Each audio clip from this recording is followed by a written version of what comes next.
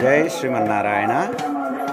ప్రియ భగవద్బంధువులారా, పొదిలిలోని రుక్మిణి సత్యభామ సమేత వేణుగోపాలస్వామి సన్నిధి ఆండాల్ భాగవత గోష్ఠి తరపున పొదిలిలోని పద్మావతి గోదాదేవి సమేత వెంకటేశుడి సన్నిధికి ఆలయ ప్రాంగణం నుంచి సారెను తీసుకొని వెళ్ళే కార్యక్రమం జరుగుతుంది. ఇదే విశేషమైనటువంటి ఈరోజు వైభవంగా భాగవతోత్తములందరికీ తెలియజేసే ప్రయత్నం. జై జై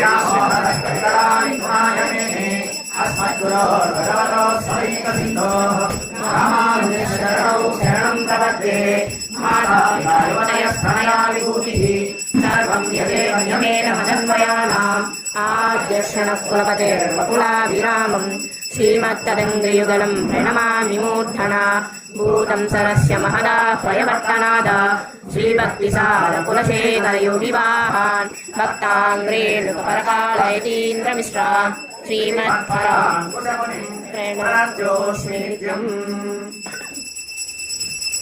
నీలాతుంగస్తనగిరితటీ శుద్ధమవ్యోజకృష్ణం పారాడ్యం స్వం శృతిసరసిరసిద్ధమధ్యాపయంతి జ్యోతిషాయాం ప్రతినిగడితం యావలాదృగ్యబుద్ధే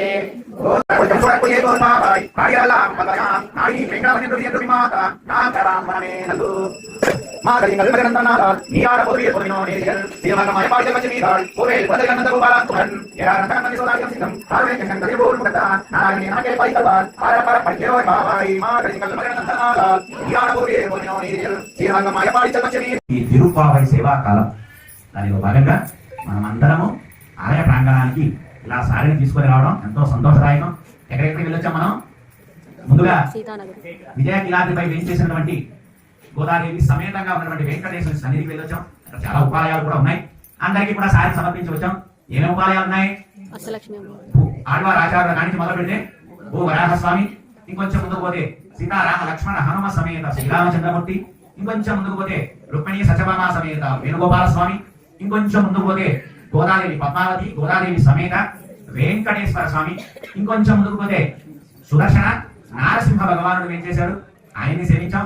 ఇంకొంచెం ముందుకు పోతే పద్మాకృతిలో ఉన్నటువంటి అష్టలక్ష్మి అమ్ములను మనమందరం సేవించాం.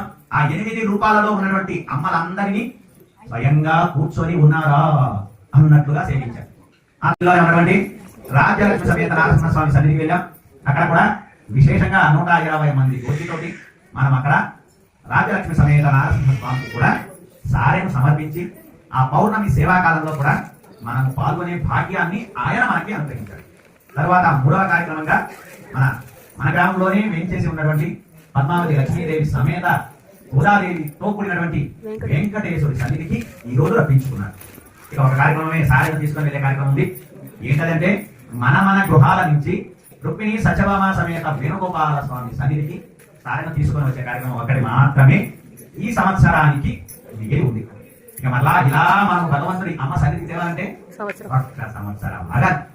మరి అప్పటి వరకు ఇలాంటి అవకాశం మనకి ఇవ్వమని పరమాత్మను ప్రార్థన చేస్తూ ఉందాం. అలా ఈ రోజు ఈ కార్యక్రమాన్ని ప్రారంభించవలసిందిగా ఎవరు లేవద్దు. కాదు ఇక్కడికి వచ్చింది అని వారికి కూడా మేల్కొల్పే క్రమంలో భగవంతుని అమ్మని మేల్కొల్పి అమ్మ తర్వాత స్వామి మేల్కొల్పుతుంటే కొంతకాలానికి అమ్మ రాదు, స్వామి రాకుండా చేస్తాడు. ఆయన అమ్మ వెళ్తుంటే ఆగు ఆగు అని అమ్మవారు వచ్చినట్టున్నారు. అలా అమ్మవారిని మేల్కొల్పి ఆ తరువాత మన గోష్ఠిలో చేర్చుకుంటారు. నిన్నటి రోజు ఈ రోజున ఆ కృష్ణ పరమాత్మ యొక్క వైభవాన్ని కూడా జ్ఞాన సముపార్జన గురించి చెబుతారు. మనం కూడా జ్ఞానం సంపాదించాలంటే మనం ఏదో పుస్తకాలు తీసుకొని పైనుంచి కింద దాకా చదువుతుంటే జ్ఞానం రాదట. పెద్దల ద్వారా మాత్రమే జ్ఞానాన్ని పొందాలని ఈ రోజు 21వ సంవత్సరంలో ఎత్త కలంగల్ ఎదుర పొంగి మీదలిప్ప అంటుంది. ఒక పెద్ద కుండని పాల కుండని ఆవు యొక్క పొదుగు క్రింద పెడితే ఆ పొదుగు పాల దార ఎలా ఉందట, క్రింద కుండలో పడి రివర్స్ గా వస్తుందట. అంటే అంత సమృద్ధిగా ఉన్నటువంటి ఎందుకు తెలిసిందే కదా ఏమిటి దీనిలో ఉన్నటువంటి అర్థం. మనకి భగవంతుడికి అలాంటి సంబంధం ఉందని గుర్తించిన రోజు. అవునా కదా? మనకి కూడా భూమి మీదకి వచ్చిన తర్వాత కొంతమంది పిల్లలు వస్తుంటారు. ఆ పిల్లలకు కూడా కళ్యాణం చేసినప్పుడు ఏం చేస్తాం? పుట్టింటి సారే అని పంపిస్తాం. ఆ సారే ఎక్కడి నుంచి వచ్చిందా అంటే వాళ్ళ కాడి నుంచి వచ్చినదే సాంప్రదాయం. కాకపోతే వారికి కూడా మనం మర్చిపోయాం, మన పిల్లలకి మనం ఇచ్చుకుంటున్నాం. అలా చేసేటువంటి తెలియకుండానే చేస్తుంటాం. పిల్లలు అనుకున్నాం కదా, తెలిసినప్పుడు తెలిసినట్లు చేయాలి. తెలియనప్పుడు అంటే తెలియట్లేదమ్మా అని ప్రార్థిస్తాం, తెలిసినప్పుడు తెలిసినట్లు చేయాలి. పోయిన సంవత్సరం ఇదే రోజున మనం సీతానగరం వెళ్ళి విజయ కీలాద్రి పైన వెంకటేశుడి సన్నిధిలో సమర్పించొచ్చాం. ఈ సంవత్సరం అనుకోకుండా మన గ్రామంలోనే మన పట్టణంలోనే ఉన్నటువంటి వెంకటేశుడి సన్నిధికి వస్తున్నాం. ఎవరు అనుకోలేదు గంగటి అని తాను కలుస్తూ ఉంటాడు. అలాంటి మంచి వైభవోపేతమైనటువంటి రోజులట ఈ మార్గలి మాసం అనేటువంటి రోజులు. ఈ రోజులలో మనము తిరుప్పావై సేవాకాలాన్ని రకరకాలుగానే చేస్తుంటారు. కానీ మనకి కొంచెం అటు ఇటుగా జరిగినా కూడా చిన్న పిల్లలం కదా, అందుకని అమ్మ అయ్యా ఇద్దరు కూడా పిల్లలు ముచ్చటపడుతున్నారట. మన పొదిలో ఎంతమంది ఉన్నారు? పొదిలి ఊరు ఎంత ఉంది? ఇంత పెద్ద ఊళ్ళో మనకి వారిని సేవించే అదృష్ట భాగ్యాన్ని ఇచ్చారు. మనందరం తెల్లవారిపోయినట్టే. అంటే మనము నిద్రను వదిలిపెట్టి భగవంతుడి మార్గం వైపు నడుస్తున్నట్లే. అలాంటి రోజున ఈ రోజున గోదమ్మ 21వ రోజైనటువంటి ఈ తిరుప్పావై సేవాకాలంలో అమ్మ మనందరినీ కూడా ముందుగా భగవంతుడికి మనకి ఉన్న సంబంధాలని ఒక ముందు 5 పాసురాలలో తెలియజేస్తూ ఉంటుంది.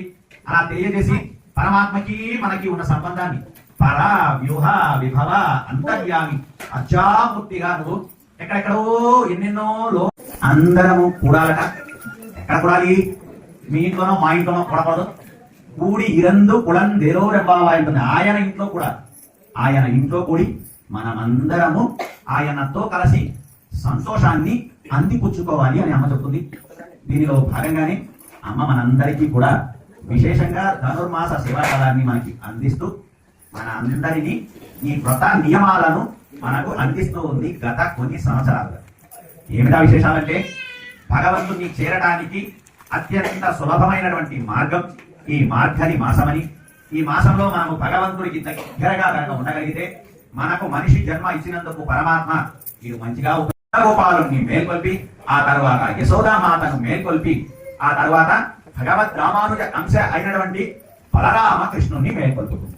ఈ ముగ్గురిని కూడా మనము నంద భగవాను ఆచార్యులుగా, ఆ తరువాత ఉన్నటువంటి యశోదా మాతని మంత్రముగా, ఆ తరువాత ఉన్నటువంటి బలరామ కృష్ణుణ్ణి మనందరికీ దారిని చూపించే భాగవతోత్తముడిగా భావన చేసి మీరు కూడా ఆలయాలకు వెళ్ళేటప్పుడు అలాంటి పెద్దలను ముందు పెట్టుకుని నడవాలి అంటూ ఆ భగవద్ రామానుజులు బలరామ కృష్ణుని మేల్కొల్పిన తరువాత ఆ బలరామ కృష్ణుల యొక్క మార్గ దర్శనముతోటి ఏమయ్యా కృష్ణ పరమాత్మ ఇక్కడ లేడు, నీలాదేవి భవనంలో ఉన్నాడు అని మార్గ దర్శనం. అందుకే పెద్దల ద్వారా మనం ఎప్పుడు మార్గదర్శనం తీసుకోవాలి. అన్ని మనకే తెలుసు అనుకోకూడదు.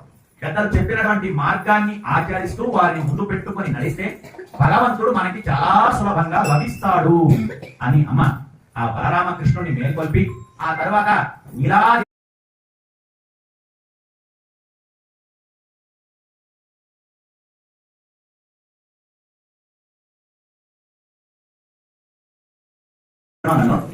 ఏంటి విషయం అంటే ఆ గోదాదేవి ఎవరనుకుంటున్నారు?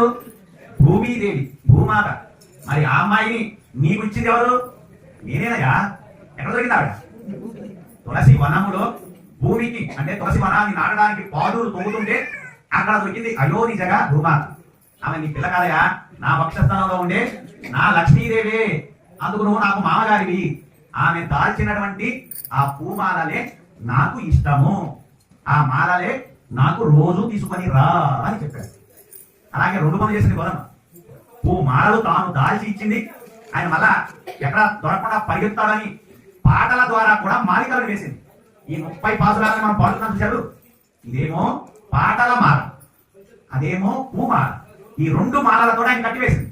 ఆయన కూర్చోమంటే కూర్చుంటున్నాడు, లేకపోతే లేస్తున్నాడు. అలా చేసింది. ఆయనకి కూడా